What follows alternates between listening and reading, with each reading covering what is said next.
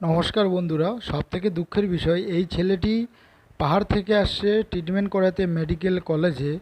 দালালের পাল্লায় পড়ে দেখুন, দালালদেরকে পয়সা দিয়ে সে এখানে পরিষেবা নিয়েছে। কিন্তু বিষয়টা হচ্ছে, দালালরা যেভাবে পয়সা নিয়েছে ঠিক রকম পরিষেবা দেয়নি। দালালদের কাছ থেকে পয়সা চাওয়ার পরেই এই ছেলেটিকে দালালরা ধরে ব্যাপকভাবে মারধর করে। মেডিকেলের প্রশাসন এখানে যা বলল, নিন্দনীয় ঘটনা, দালালদের উপর ওরা স্টেপ নেবে। কিন্তু দালাল বাইরের কোনো কর্মী নয়, মেডিকেলেরই ডি গ্রুপের আউটসোর্স স্টাফ।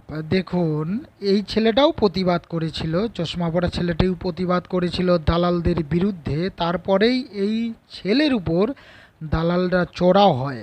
এবং কি, এই যে মোবাইল স্ক্রিনে দেখতে পাচ্ছেন, এ হচ্ছে মেন দালাল। এই দালালের মাধ্যমেই ওরা পাহাড় থেকে আসছে। দেখছেন, মার্ক করা হচ্ছে রেড স্কেচ দিয়ে।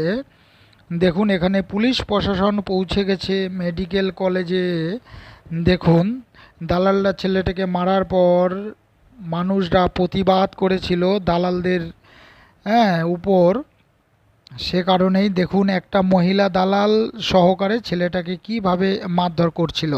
দেখছেন, দালাল উঁচু গলায় কথা বলছে। বন্ধুরা, সব থেকে দুঃখজনক ঘটনা, নর্থ বেঙ্গল মেডিকেল কলেজ হসপিটালে দালালদের দৌরত্ব। তারপর ওনারা মেডিকেল আউটপোস্ট ফাঁড়িতে লিখিত অভিযোগ করে এই দালালের বিরুদ্ধে। দেখুন, মেডিকেল ফাঁড়ির সামনে থেকে আপনাদেরকে সরাসরি দেখাচ্ছি।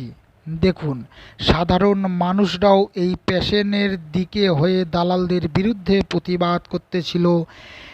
মেডিকেল ফাঁড়ি থেকে বের হওয়ার পর ছেলেটি তার পরিবারের সঙ্গে পুলিশদেরকে কি ঘটনা হয়েছিল জানায়। সব থেকে দুঃখজনক ঘটনা, শিলিগুড়ির মধ্যে মেডিকেলে দালালদের দৌরত্ব প্রায় শোনা যায় এবং কি দেখা যায় দালালদের দৌরত্ব।